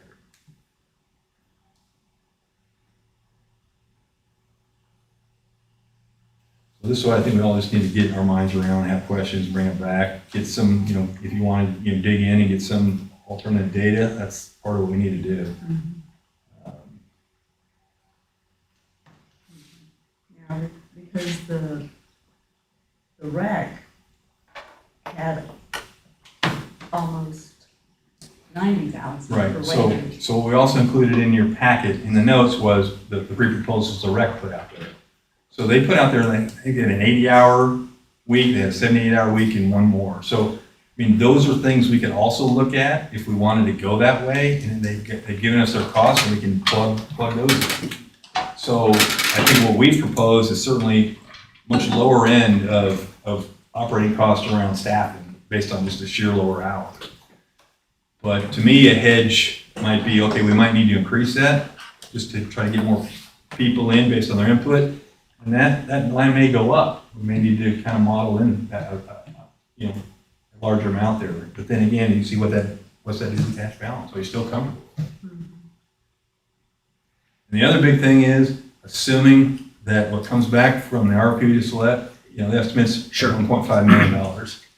That's the other assumption here is that's the debt payment on $1.5 million is there. And whatever that comes back with, that will change that line. A lot of unknowns, but that's, as you know, going through the Sullivan Square. I can say that now, but Jay's estimates are better than some of the other people we've worked with. Yeah, I would second that. Jay, how good's your That's the estimate? other line. How good's your 1.5 estimate? And then we'll have to pay this. We're not comfortable with this cash balance. Very good. Very good. Very good. We'll take it. Very good. Good statement. Exactly. A lot of presentation. Right, yeah. So, questions, comments, concerns on that? We'll continue to put in the data as we get it from the estimate, and if we get any more, as we start doing the fundraising, that will also change it. Start? Fundraising. I feel like this is my life. Start doing the real fundraising. The hard grassroots, You can take it. Unfortunately, yes. That's all I had. Community development Corey. Yeah. So Moving on. we've actually met twice since the last meeting. We met on the 29th and we met on the 6th as this stuff kind of revs up. I'll try and not overlap Scott too much, although there is quite a bit of overlap. On the 29th, we projected the Bauer budget from Ben. The entire project can be funded without a tax increase, sales tax or property tax. Operating, the pro forma we projected high, revenues projected very low. Committee believed that this is a feasible project as is. However, the more we can raise with donations, the less we can chip away at that quality of life tax, as I just mentioned. The donations can be made, however that campaign gets kicked off. Once the committee gets put together, there's a 501c3, the Baldwin City Community Foundation, so it makes all the donations tax deductible for anybody wanting to contribute. Kind of tossed out a number, and I was hoping we can kind of discuss it a little bit more, but that public fundraising sort of, as we've seen in fundraising efforts before, $500 gets you this, $1,000 gets you this, and we, with the efforts that Casey's had, there's the classrooms are named after with a certain amount, et cetera. We kind of wanted to keep it simple, we thought, in the committee. $1,000 get your name on a plaque, and it's a big plaque, and if you donated over $1,000, you get your name on a plaque. But I didn't want to discuss it too much in committee, on either committee, actually. I wanted to kind of talk to the council and see what you guys would be felt comfortable with. And maybe don't even have to answer right now. Be thinking about what that might look like in your heads. If you could think of any creative way to maybe set, a $500 mark. Definitely be very interested to hear any feedback on that. Yeah, we would definitely take the feedback. So yeah, no pressure, but just like I said, I wanted to toss it out. We will be probably kicking this off here sooner than later. Mm-hmm. So definitely by next council meeting, I'm going to propose it again. And if we want to deviate off that 1,000 on the plaque, great. It means some great ideas came through. If not, otherwise that's fine too. I wouldn't mind talking a little bit about it here just because of the time frame. I mean, like we talked about earlier, December is one of the best months, and I know we can continue to fundraise past here, but if we can capitalize on the next 3 weeks and kind of have an idea of what we can put out or what the council's comfortable in putting out. Yeah, I think. No, let's do it. So I'll start by saying that, I did, the lumberyard has those bricks. And that was kind of where my head immediately went. Kauffman Stadium does it too. There's really kind of, I don't know, maybe not a great place indoors to do that. And outdoors, you've seen the bricks in the middle of our sidewalks. I mean, so, Well, Jay's here, maybe he can chime in. If yeah, Jay, you've have done, any ideas. so a fundraising Would be effort. SHPO compliant. $1,000 gets your name on a plaque if you donate 1,000. These are individuals, and for 500, we're thinking of a way to maybe do like a brick, or something like that. What have you seen in the past for? And we also have to worry about the history of the building. Or whatever's developed. I mean, if it's a brick in the sidewalk, we may say, well, that's kind of cooler than a name on a plaque. So Sure. Maybe switch them around. Right, right, yeah. So, have you seen any interesting fundraising? I mean, Is there anything new and cool and hip? Enlighten us. I thought that was Corey's department. I ended up what everyone else does. Stick my handprint in there. Yeah. In the office, in your face. Could say that. Some bricks is good. I've seen rooms. You can sell the naming of rooms. we've done that. We do that That's for been done. the big donors. We've done that. That's just a plaque. These are the I don't smaller think- donors. But Jay, our question, I think, and we talked about this a little bit in committee, is where would we sell the bricks to? Since we can't really mess with the Walkway. structure. Yeah, we talked about that a little bit, but we were concerned about the sand and the salt and stuff during the. Can you do the vestibule? Would SHPO let us do the vestibule? Your best bet would be to stay outside the building. Okay. On the site. That would absolutely be your best bet. If you try and go inside and do that, they'll question. They'd rather see you maintain the existing finishes that are in the building. How long do you think a brick would last then outside if we laid the front entrance with named bricks? I mean, would that? Well, the streets are. Well, if they're orangey, they don't last Well, very long. yeah, I know. That's what Yeah. So it's all about that base. Yeah. I knew he was cool with him. you just listen to something. Yeah. But it's very true. I mean, if you're doing that outside, you really have to get the subgrade prepared properly so that you don't get movement out of the bricks. The bricks should really last pretty long time. Yeah, I mean, Baker's got them on there, Well, the streets- I guess- across from the streets president's have house. lasted. Well, They've got them engraved, and they've been very readable. can we, so Glenn, we have a stockpile of bricks. Can We do. use our old road bricks that we pulled up and get those engraved for a sidewalk? Possible. Those are pretty hard. I mean, those bricks were made pretty tough back in the day, so I don't know if that's possible to use those or not. It might be. Maybe it's not even bricks. I mean, maybe we have a big metal maple tree and everyone gets their name on a leaf or something. I don't know. I mean, doesn't have to be common. We can do something creative on it. That's why I was kind of leaving it up to kind of think about, but it's good to discuss openly too. I agree. We just gotta kind of get something. I know, there's an urgency. At 2 in the morning when I wake up, so I'll call you. Okay. So are you thinking on this subcommittee then, working with the CDC, or kind of how you? 'Cause I think Yeah, that I would- really want somebody from the CDC at least. I mean, Yeah, just that would kind of. tie it in if it's not the Casey, full if you wanna CDC. see how that works, they got us down in Ottawa, they got a park there by the courthouse, where they took the Vietnam, people that were in Vietnam, World War I, World War II that got killed, and they made a brick, used bricks and put their names on the bricks. Yep. And they laid them out there, and it's like he said, you need a proper platform to put them on. But each one of them has to be made individually, you can't take a bunch of used bricks if you don't.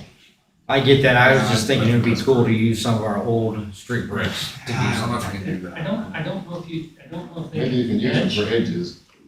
Right. Yeah. Chris was mentioning Good something idea. earlier, talking about something else, but there's likely going to be some small retaining walls associated with some of the site work. Okay. To integrate some of the parking, that's actually. Ooh, vertical. Oh, that's gonna be a huge wall. That- Yeah, Right, Like that, big bricks. you know, there might be some potential to integrate some kind of. it can be vertical. You know, information there, Maybe my idea about. yeah. That's a good idea. I'll write that. Yeah. That's a really good That is a very good idea. That would probably be Hey, Chris, $1,000 you can't- donor, $500 would go. Like both, maybe both go on the plaque.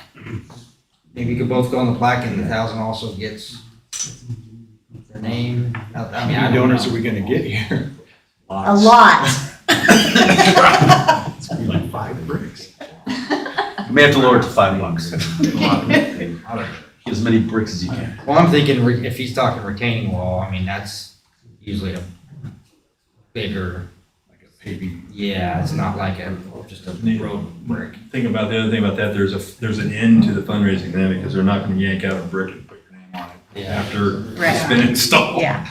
So the plaque is doable for a long time, that piece of it, and some of the permanent stuff would be, have to end it.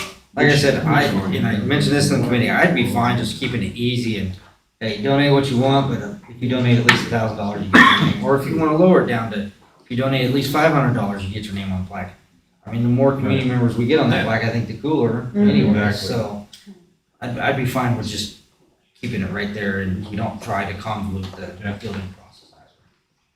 Is the floor all salvageable? Were there parts of it that? There are parts. Parts of it that are salvageable. I know at one point there was discussion of like displaying pieces that could be salvaged somewhere, and I Yeah. don't know if there's something you can do with that, like putting names on it, or it has to be exactly as it was. back Yeah, in we could the do day. something like that where we That might be cut kind a of piece cool of this inside. and have the names engraved in the floor, hung on the walls, kind of add. Yeah. That way it's a piece of that history. Yeah. It could be People outside, love that. but, Yeah, um, because I know we talked about using pieces Right. of the floor in part of the building, that like, might catch people's eye more than a. You can, at least you can make it a backdrop to a plaque, as the plaque backdrop. That's, yeah, exactly. Planks that are together. Oh, cool. Yeah, kind of like Floor on Yeah. the wall. Yeah. oh, that's a You cool know, idea. I like it. My So work we're here is done. done. Drop the 4 mic. years and all I did was that. So 500 or 1,000 to get on.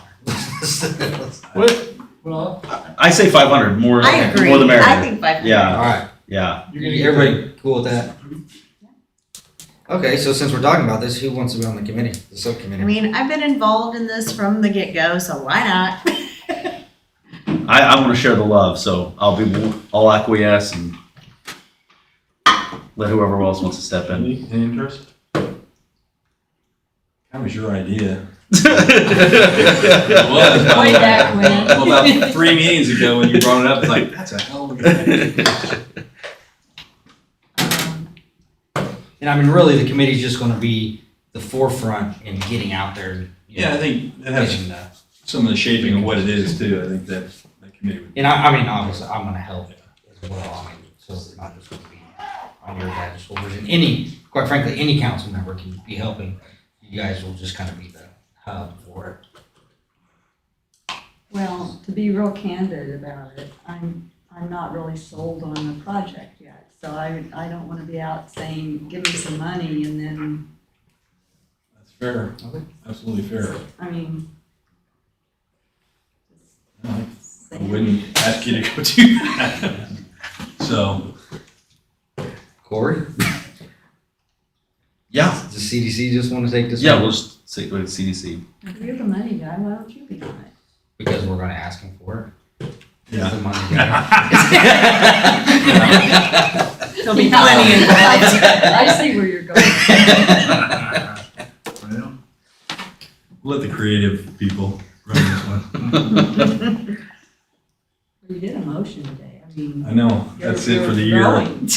I'm like Brian. We good on community development? No, we're not. Okay. We can dig in here. No, so that's for the 29th meeting. I just want to just go over the December 6th meeting here real quick. Discuss the RFP for the Bauer building. I don't think I need to cover anything there. I think we hit on everything. Update on RID. The housing study is actually complete. It's been a while since we talked about this. Waiting on the state's response to the housing study. Once state gives okay, we go to the county commission to make sure they won't object. If the county doesn't object, take it to the school board, then council. Do I have that right? We go to, yeah, school board first, and then we go to the county commission. School board first, county commission, then council. For the RID. For the RID, For yes. RID, not Yeah, RFP. that's where. Or not NRP, NRP is right. a Right. different animal. Right. Yeah, NRP has to be voted on by the council and the school board, so it would be ideal if RID and NRP could progress side by side, because you're basically having the same conversation. It's just where that tax money goes. With the NRP, it goes back to the land or the property owner, with rate it goes to the developer. So that's kind of where we're at there. Yeah, still waiting on the state's response to the housing study. So I'll keep you guys updated on that as things progress. And then the last thing is the update on the sidewalk to Santa Fe Drive. So we got the approval for the crossing for KDOT. Now it just comes a question of who's funding that. Ideally, we would like KDOT to fund the crossing, and the city can fund. There's about 30 feet of sidewalk for Santa Fe Drive that has to connect to the highway. That we would, of course, pay that, but there's just need to get clarification on that. KDOT's going to cover all the crossing costs. That's it. Next meeting is the 27th, 4 o'clock, second floor City Hall. All right, public safety, Susan. Unlike the last two, mine will be very short and sweet. We have not met since the last council meeting. Next meeting is on the 14th, 4 o'clock. Public Works, Julie. I'm hoping that everybody saw the video. Yeah, of the- Ottawa. Yeah. I looked in there and I didn't see the picture of the end of it where it was all black and, our meeting, basically, we were talking about the substation, and Brian, you can jump in whenever. We've got locations, and the prices that people are asking for the property. That's pretty much it. I mean, I think we need to do locations and stuff, and prices. The price will be included in the bond for the substation. So it's not as big of a deal as having to come up with money. But, and Chris is here, and I welcome you to come up and Well, we're having the work Say- session this month. Oh. The substation. Okay, okay. Yeah. But, yeah, I think we just need to start moving ahead and the location and Glenn, talking to people about prices. Sure. Once we get that done, we can move forward. But the thing with the Ottawa substation, it was a couple of years old, and I guess it was, you saw the birds flying out of it. Yeah. It caught on fire, and it was gonna take another 2 years or something to get that back into service. And the only thing that saved them is that they had other substations that they could use. Right. We don't have another substation that we can use. And it takes, Chris, how many years before we'd be able to get it into service? 3 to 5 years. 3 to 5 years. So we need to move on. And that's because- during this, a lot of that because of, COVID, and it's slowed down a lot of, Getting production. supplies and, yeah. Supplies.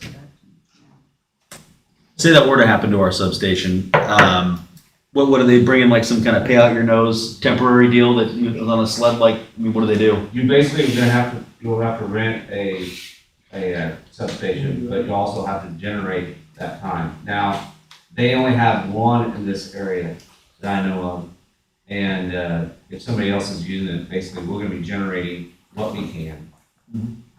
Because if it was happening during the summer, we can't generate our entire load. If it was during the fall or winter, we could. But we'd have to generate off of that. And in the wintertime and fall, you're basically going to be generating off diesel because the natural gas issue that we've got, the line that comes into this town is not big enough to supply everybody and the power plant generating 24/7. So it could get very expensive very fast.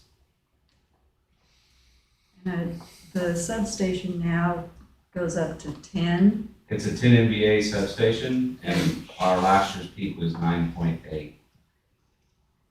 So we're getting dangerously close to that. Now, we can generate alongside the substation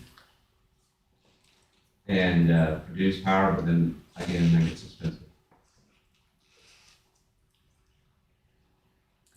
The other thing that we discussed briefly was doing the new substation and also putting up a better tower for the one that we have, kind of at the same time. That way Put up a different transformer, a bigger transformer. Okay, that's what I was.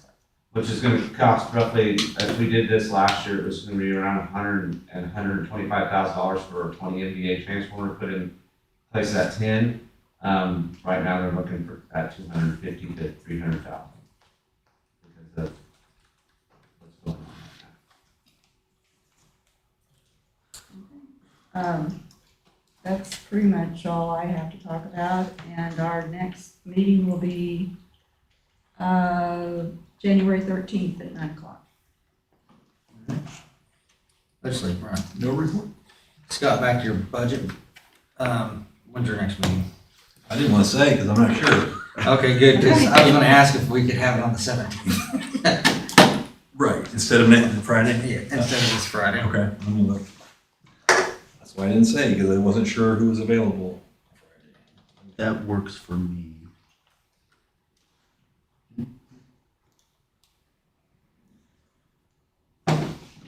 Works for me, but if not, you can proceed with that one. So next meeting's 17th, 7:45 a.m., second floor City Hall. Should be here, but if I'm not, If you're not, just let us know. yeah, you guys. City administrator comments. Anything? Oh, nothing further. Steph, anything? Council, any further comments? Just a reminder that we're gonna have a work session the last Tuesday of this month, 7 o'clock. at Our usual spot on the substation. That's the What 28th. was the date? The 28th. It would be, Oh, I've got it. yes, Yeah. 28th.